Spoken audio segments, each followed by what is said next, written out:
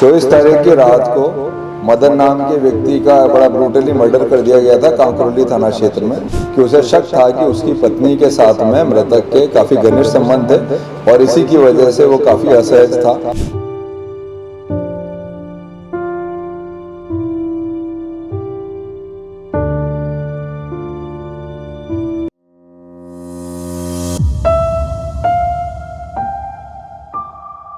अभी हम खड़े हैं राजसमंद पुलिस अधीक्षक कार्यालय और अभी राजसमंद पुलिस को एक बड़ी सफलता मिली है। जी हाँ, अभी आपको हाल ही के दिनों में पता होगा कि कुछ दिनों पूर्व सोनियाना निवासी मदन लाल रेगर की बड़ी बेरहमी के साथ हत्या कर दी गई थी और उसके बाद से लेकर लगातार ये विषय सुर्खियों में रहा और कल इस पूरे प्रकरण को लेकर बड़ी संख्या में लोग जिला कलेक्ट्रेट पहुँचे और उन्होंने वहाँ ज्ञापन दिया, विरोध प्रदर्शन किया और इस मामले के आरोपियों को तुरंत प्रभाव से पकड़ने के लिए आग्रह किया और अगर ऐसा नहीं होता है तो एक आंदोलन की चेतावनी भी दी। तो इस पूरे प्रकरण में जो अपराधी अभी तक पुलिस की पकड़ से दूर थे, अब वो पुलिस द्वारा पकड़े जा चुके हैं और इसी पूरे विषय पर हर एक बिंदु तक पहुंचने के लिए राजसमंद पुलिस की तरफ से एक प्रेस कॉन्फ्रेंस की जा रही है। चलिए सीधा जुड़ते हैं, आखिर ये पूरे मामले में पुलिस के तार कैसे जुड़े और किस प्रकार से पुलिस अपराधियों तक पहुँची। 24 तारीख की रात को मदन नाम के व्यक्ति का बड़ा ब्रूटली मर्डर कर दिया गया था कांकरोली थाना क्षेत्र में। घटना की गंभीरता को देख करके हमने अलग अलग टीमें बताई थी, एडिशनल एसपी डीवाईएसपी के नेतृत्व में, और हमारे काफ़ी सारे जवान उसमें सम्मिलित थे।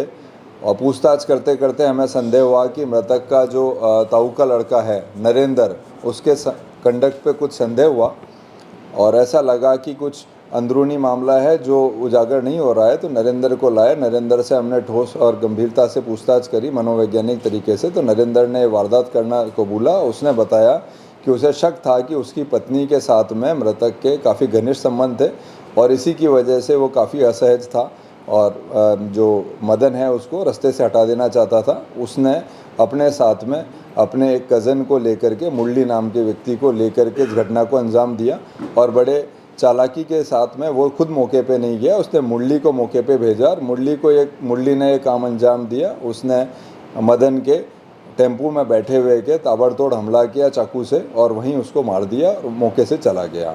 तो हमने टीमें बनाई थी, उसके आधार पे हम पहुंचे और साथ ही जो सीसी कैमरा की हमने मदद ली, उसमें एक मोटरसाइकिल आ रही थी। उस मोटरसाइकिल के संबंध में हमने बड़ा गहनता से अनुसंधान किया तो हमें ये जाहिर हो गया था कि ये मोटरसाइकिल मुरली की है। उसके आधार पर आगे बढ़ते हुए वारदात का खुलासा हुआ है और दोनों मुलजिमों को हमने अरेस्ट कर लिया है। जैसा कि ब्लैक मर्डर था सर, किस तरह से उस कातिल तक पहुंचा गया सर? देखिए, हमने काफ़ी सारे एंगल्स पे इसमें इन्वेस्टिगेट किया था। कोई लेन देन की बात तो नहीं है, पहले इसको रूल आउट किया। कोई दुश्मनी की बात तो नहीं है, इसको भी रूल आउट किया। फिर ये जानकारी मिली कि जो मुख्य मुलजिम है नरेंद्र, उसकी पत्नी के साथ में मृतक मदन के संबंधों की घनिष्ठता को लेकर के आमजन में चर्चा थी, गांव में चर्चा थी। इस एंगल पे हमने आगे इन्वेस्टिगेट किया तो मालूम पड़ा कि कुछ समय पहले नरेंद्र के और मदन के बीच में कहासुनी हुई थी और अभी काफ़ी समय से इनके आपस में बोलचाल भी बंद थी। इसी एंगल को लेकर के हम आगे बढ़े और एक मोटरसाइकिल जो घटना के समय मौके पे नज़र आई थी, उस मोटरसाइकिल के संबंध में हमारी टीम ने काफ़ी अच्छे से इन्वेस्टिगेशन किया। मालूम पड़ा है कि मोटरसाइकिल कुछ 2 महीने पहले ही मज़ार में लॉन्च हुई है। तो 2 महीने में जितनी भी मोटरसाइकिल थी उसके बारे में तफ्तीश करी तो मालूम पड़ा कि मुरली नाम के लड़के के पास में ऐसी मोटरसाइकिल है। तो हमारा शक और पक्का हो गया। नरेंद्र को ला करके हमने इसी आधार पे पूछताछ करी। पहले तो वो मना करता रहा, फिर मनोवैज्ञानिक तरीके से पूछताछ पे उसने पूरा घटना को कबूल किया और अपने साथ मुरली का इस घटना में होना बताया। इस पे हमने दोनों को अरेस्ट कर लिया है। नरेंद्र ने मुरली को अपने साथ कैसे लिया? कोई लालच दिया या कोई? उसने लालच दिया था। मुरली के ऊपर कुछ 40-50 हज़ार का उधार था तो नरेंद्र ने उसको आश्वासन दिया था कि अगर वो हत्या कर देगा तो वो पैसा भी चुका देगा और कुछ एक्स्ट्रा पैसा भी देगा। तो इस लालच में आकर के मुरली ने घटना को अंजाम दिया और मुरली वैसे भी नरेंद्र का रिश्ते में भाई लगता है, कज़न है, तो उस वजह से भी वो ये घटना करने को तैयार हो गया। एडवांस के तौर पे कोई रकम दी गई? एडवांस के तौर पे तो रकम नहीं दी, घटना के बाद में 5,000 रुपये ज़रूर दिए हैं।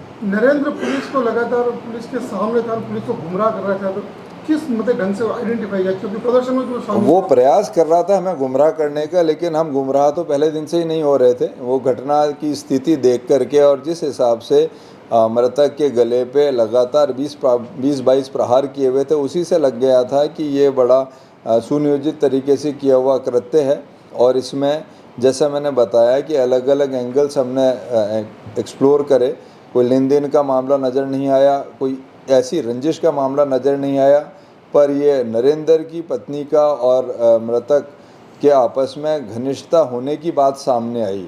तो उससे हमें लग रहा था, और फिर जितना नरेंद्र गुमराह करने का प्रयास कर रहा था, जितना उत्तेजित उसका बिहेवियर जितना जिस प्रकार का था वो हम स्टडी कर रहे थे, तो वो हमें लग रहा था कि वो खुद को इस घटना से दूर दिखाने का प्रयास करने के लिए ये सारा कर रहा है। तो जितना उसने प्रयास किया उतना ही हमारा शक और पुख्ता होता चला गया, और फिर पूछताछ में सामने चीज़ आई गई।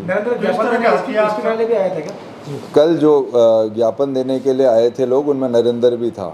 सर किस तरह के हथियार यूज किए गए थे, क्या वो हथियार बरामद कर लिए गए? हथियार धारदार हथियार है। अभी मुलजिमों को अरेस्ट किया है, उनसे पूछताछ करके और हथियारों की बरामदगी अभी शेष है। मूली का कोई आपराधिक हिस्ट्री? अभी तक तो ऐसी कोई जानकारी हमें बात आई नहीं है, कुछ होगा तो मैं आपको अवश्य शेयर करूँगा। कितनी टीमें गठित की इसमें अलग अलग 6 टीमें गठित करी थी। एक तो घटनास्थल का बारीकी से निरीक्षण करने के उपरांत वहाँ जो मूवमेंट जो घटना के समय होता है उसको स्टडी करने के लिए, एक हमारी साइबर सेल की टीम थी जो आसपास के जो BTS हैं, जो मोबाइल हैं, उनकी स्टडी करने के लिए, एक CCTV जो फुटेज आया था मोटरसाइकिल का, उसको लेकर के उस मोटरसाइकिल को ट्रेस करने के लिए एक टीम गठित कर रखी थी। एक टीम हमने गांव में लगा रखी थी कि गांव में जो मदन की जो एक्टिविटी है और गांव के अंदर जो मदन का व्यवहार है और गांव में किस प्रकार से लोगों का उसके बारे में सोचे, और गांव से जो भी जानकारी हो वो संकलित करने के लिए एक टीम हमने मदन जो लोडिंग टेम्पू चलाता था, तो लोडिंग टेम्पू जहां वो खड़ा रखता था और इस व्यवसाय से जुड़े हुए बाकी लोगों के साथ अनुसंधान करने के लिए लगा रखी थी। और एक टीम थी जो कि सभी जगह पे जा कर के और अलग अलग प्रकार के लोगों से फीडबैक लेकर के जानकारी एकत्रित कर रही थी। सर दोनों आरोपियों के खिलाफ सेम हाँ बिल्कुल, वो तो एक ही अपराध का ही हिस्सा हैं दोनों के दोनों को। मौके पे मौजूद नहीं था, लेकिन मेन कॉन्स्पिरेटर और मेन अक्यूज्ड तो वो था ही, उसी की वजह से ये अपराध हुआ। बाकी मुरली का तो डायरेक्ट किसी प्रकार की दुश्मनी सामने आई नहीं है।